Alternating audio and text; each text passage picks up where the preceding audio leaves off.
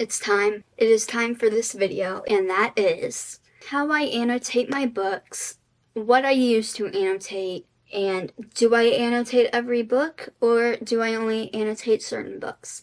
Like, what's my process? How do I do it? What do I do? And if you're a beginner, this is definitely probably for you. If you're a beginner to annotating, or if you want to annotate your books but you don't know where to start or how to, if you're asking a question, should you annotate every single book you own or every single book you read? My answer to that question, no, you do not have to do that. I feel like if you annotate every single book you read, it just makes it not fun.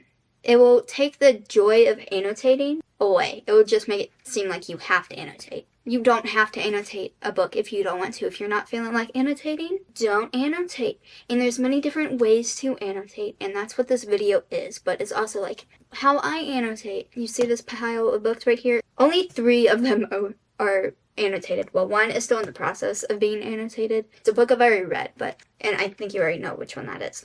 And if you're scared to write in your books, or if you don't want to write in your books, you don't have to. If you don't want to annotate that way, you don't have to. I got you. So, first off, we're just going to start with the basics. Supplies that you need to annotate.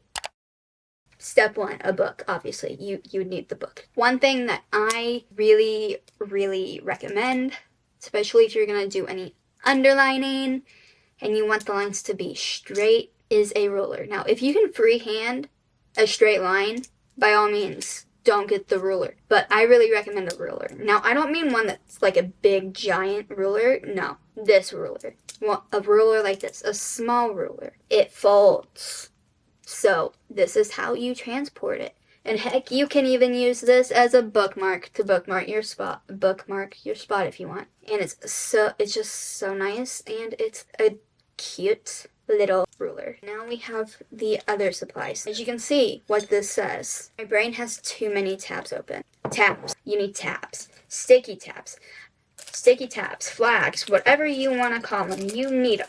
And there's many different kinds, and there's many different colors, and there's many different varieties that you can choose from. And I have 50 million because I do annotate these. Just 4 colors and 2 different shapes, I guess. They're not 4 different shapes. And then you have some that come with more colors. There's also the shape. I don't really use these ones because I just don't like the little shape that sticks out of the book like that. And then I have these. They're still in the plastic. There's multiple different ones. I really, really like the rectangle tabs, but there are also these tabs, just these basic Post-it tabs that you could probably get at Walmart or something. Now, the obvious other supplies, highlighters. So highlighters that I use when I annotate are the Zebra mild liner highlighters. I don't like to use regular pens. Like, I don't like to use this kind of pen or this kind of pen for annotating because I don't trust those to not bleed through enough.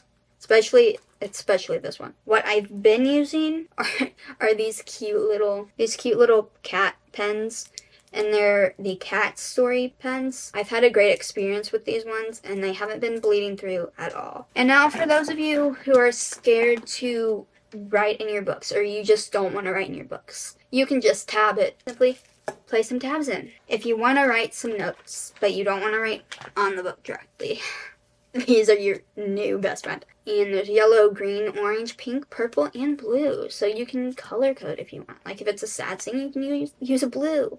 And then obviously tab along with it so you know where they're at. And then there's also transparent ones as well. These ones are also really nice. Now, when it comes to my annotating process, I really just, if I feel like annotating the book, I'm going to annotate. If I don't feel like it, I'm not annotating it. When I started Twisted Love, I didn't think I was going to annotate it. I wanted to just read. And then there was just one line that I was like, I want to highlight that. I don't really have a set system for these. It's just tabs, choose a color highlighter, and a color tab. And then for this book right here, Again But Better, there are multiple different colors in here, okay? I just wanted to clarify what I'm talking about in this section of the video. So for the Twisted Game series, I had that just tabbing and highlighting system, nothing special, no tab key, nothing. And then for Again But Better, I had a tab key because it is a standalone book, but also I wanted different things like quotes, references, things I found cute, sad, like it all depends on the book, and it also depends on genre. When it comes to fantasy, almost every fantasy book, if I annotate it, will have a tab key and will have some sort of color system in place, which I did not make clear in this video, so I'm just making it clear in a voiceover because I really do not want to refilm this video.